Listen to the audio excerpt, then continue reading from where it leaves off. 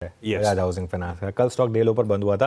Numbers अच्छे हैं। Numbers में आप देखिए एक जो बजाज B2 वाला है ना, वही इसने नंबर डिलीवर करा है। अमेरिका सब तो B2 के बजाय B3 शायद टर्म यूज़ करना पड़े हमें। और एक बार बजाज हाउसिंग फाइनेंस का स्टॉक का चार्ट लेकर आइए। हमको सबको पता है कि किस तरीके का IPO का सब्सक्रिप्शन था, किस तरीके के इस पर रिस्पॉन्स थे, लिस्टिंग के बाद क्या स्टॉक भागा था।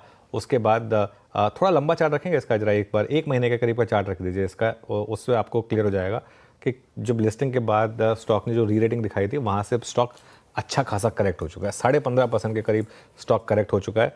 और नंबर्स जो हैं, NII 13% बढ़ी है, प्रॉफिट 21% बढ़ा है, डबल डिजिट NII ग्रोथ है और 21% ये आपका प्रॉफिट ग्रोथ है और प्लस एसेट क्वालिटी बेटर हुई है। तो इसके लिए ये मैंने ऐड किया था बिग स्टॉक्स में। हालांकि कैश स्टॉक है लेकिन फिर भी ये एक और स्टॉक जो आपको फोकस में रखना है। नहीं, क्या डिटेल में समझ लेते हैं कंचन से, नंबर्स हैं कैसे, उसकी चार्ट। गाबा सर आप खोलना, बजाज हाउसिंग फाइनेंस। गाबा सर जी कंचन, नंबर्स कैसे हैं? Good morning. Good morning. IPO के बाद पहले नतीजे कंपनी ने घोषित कर दिए हैं। नेट इंटरेस्ट इनकम देखा जाए तो वाई ऑन वाई बेसिस में यहाँ पे हमें 13% का एक अपसाइड देखने को मिला है। नंबर आया है 713 करोड़ का। पैट में भी करीब करीब 21% की बढ़त देखने को मिली है। 546 करोड़ का नंबर आया है वाई ऑन वाई बेसिस में। मार्जिन अगर हम क्वार्टर ऑन क्वार्टर बेसिस में देखें तो उसमें भी हमें स्लाइट इंप्रूवमेंट देखने को मिला है, लेकिन जो नेट एनपीए है और साथ में जो ग्रॉस एनपीए है, यहाँ पे थोड़ा सा हमें डाउनसाइड देखने को मिला है, जिसके चलते ब्रोकरेज यानी कि अगर हम इस टाइम पे बात करें HSBC की, तो उसने यहां पे रिड्यूस कॉल दे दी है और कल की क्लोजिंग से यहां से हमें करीब करीब 26 रुपए और शेयर देखने को मिल सकता है।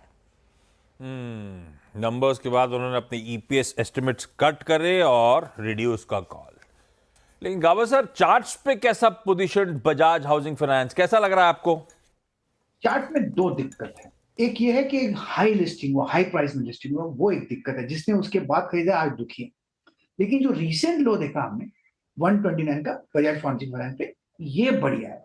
उसके बाद 2 दिन का एक अप मूव मिला, फिर 8 ट्रेडिंग सेशंस स्लगिश हुआ है। ये संकेत दे रहा है कि ज्यादा गिरावट नहीं है, लेकिन उसका कंफर्मेशन तब मिलेगा जब वो 140 पार कर ले।